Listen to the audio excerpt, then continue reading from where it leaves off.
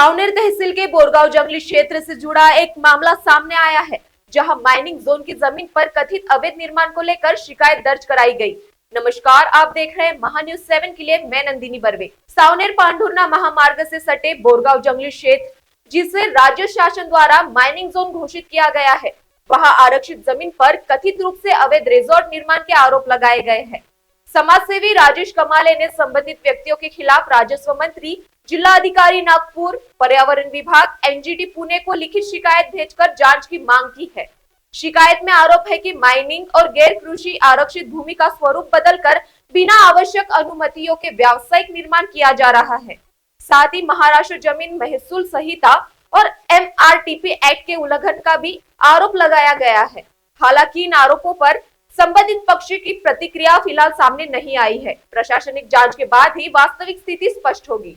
मैं ये कहना चाहूँगा कि ये जो ज़मीन है ये माइनिंग लैंड है और माइनिंग लैंड यहाँ से ऑलरेडी इसके पहले रामटेक रोड जो बना है सावनेर से रामटेक रोड, वो एसजी इंफ्रा और नागपुर से पांडुरना रोड जो बना है, इसके लिए ये माइनिंग लैंड यूज़ किया गया था और यहाँ से ज़्यादा खनिज को निकाल के वो रोड तैयार किया गया और यहाँ पे इतने बड़े बड़े खड्डे पड़े हैं और वही लैंड को अब ये माइनिंग वाले और यहाँ के सावनेर के भूमाफिया जो कि नितिन कमाले और गुणवंता काड़े, ये लोग मिलके वो लैंड को डेवलप करके यहाँ पे रिसोर्ट तैयार कर रहे हैं और यहाँ पे रिसोर्ट तैयार करके उसके साथ में फार्म हाउस तैयार कर रहे हैं, जो कि बहुत ज़्यादा कॉस्टली बेचने में आ रहे हैं और ये भूमाफियाओं की बहुत बड़ी साजिश है। यानी सीधा सीधा आपका एक आरोप है कि ये सरकार के आंख में धूल झोंककर, वन विभाग के आंख में धूल झोंककर, सावनेर तहसील के राजस्व विभाग के आंखों में धूल झोंककर इस प्रकार का ये गैर कृत्य कर रहे हैं। हाँ, ये तो बिल्कुल है ना। ये ज़मीन ये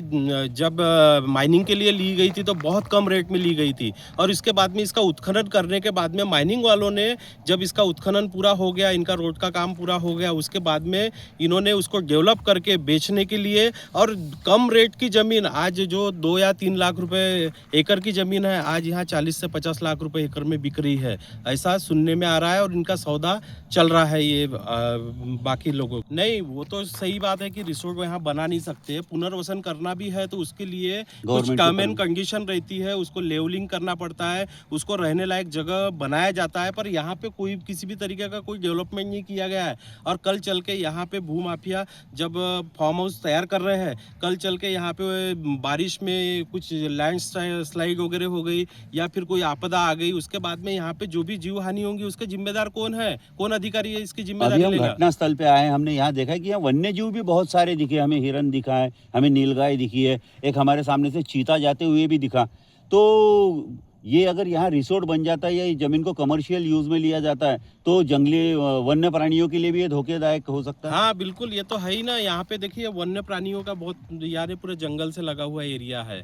यहाँ पे जब लोग फार्म हाउस लेंगे, बनाएंगे और यहाँ रहने आएंगे, उसके बाद में उनके ऊपर में किसी प्रकार की कोई लगाम लगाने वाला यहाँ रहेगा नहीं। वो जंगल में शिकार कर सकते हैं, शिकार के लिए जा सकते हैं, वन्य प्राणी आवाज़ रहेगा तो वो यहाँ आ जा नहीं सकेंगे, रह नहीं सकेंगे यहाँ, यानी सभी प्रकार का प्रॉब्लम होगा। यानी जो जंगल से लगी हुई ज़मीन है ये और माइनिंग लैंड है, माइनिंग लैंड को मुझे समझ में नहीं आ रहा कि किस तरीके से भूमाफिया इसको डेवलप करके फार्म हाउस बना रहे हैं और गवर्नमेंट इनको परमिशन कैसे दी है मुझे समझ में नहीं आ रही। अगर परमिशन नहीं है तो इसको जल्द से जल्द रोका जाए। बावनकुड़े साहब की तरफ में गया था, उनके तरफ से रिप्लाई भी आया है। उन्होंने ग्रामीण एसपी, ईओडब्ल्यू जो संस्था है इनको, और उसके बाद में बावनकुड़े साहब ने खुद से इसके ऊपर कार्रवाई करने के लिए मुझे बोला है। अब देखो अभी क्या होता है। तो अभी तो 4 से 5 दिन हो गए मैंने ये दिया है अभी तक के, और इसके बाद में जहाँ भी हो सकता है गवर्नमेंट, जैसे पुणे में मैंने एनजीटी को भी एक फाइल बना के भेजा है। पुणे में भी फाइल भेजा। मैं मेरे कैमरामैन से, इनसे भी बात करते हैं। कैमरामैन से बताऊंगा कि यहाँ बड़ी बड़ी जो गिट्टी खदानें हैं जो पूरे महाराष्ट्र और पूरे नागपुर जिले में यहाँ से गिट्टी बजरी पहुँचाती है। साथ में ये देख रहे हैं यहाँ पे तो सागवान के कुछ पेड़ लगे हुए हैं। इधर बाजू में देखा जाए तो ये पूरा जो लैंड है ये वन विभाग का लैंड दिखता है। इसके ऊपर में आप किस प्रकार से आपने वन विभाग वगैरह को कंप्लेंट किया है? मैंने किया है अभी तक के, और इसके बाद में अगर मुझे आगे भी जाना पड़ेगा तो मैं कोर्ट से भी इनको नोटिस निकालूंगा, वकील से भी इन लोगों को मैं नोटिस दूंगा, और ये मैं इनको छोड़ने वाला नहीं हूँ भूमाफियाओं को। एक सामान्य कार्यकर्ता, एक समाज सेवी, ये शासन और भूमाफियों के बीच में चल रही जो धांधलियां हैं, अंतर्गत जो मामले जो किसी प्रकार से निपटाए जाते हैं, उसको उजागर करने के लिए ये बहुत आगे बढ़ रहे हैं। तो हमारा भी कर्तव्य बनता है कि ऐसे भूमाफिया जो जमीन को डकार जाना चाहते हैं, तो उनके ऊपर में प्रशासन सख्त से सख्त कार्रवाई की।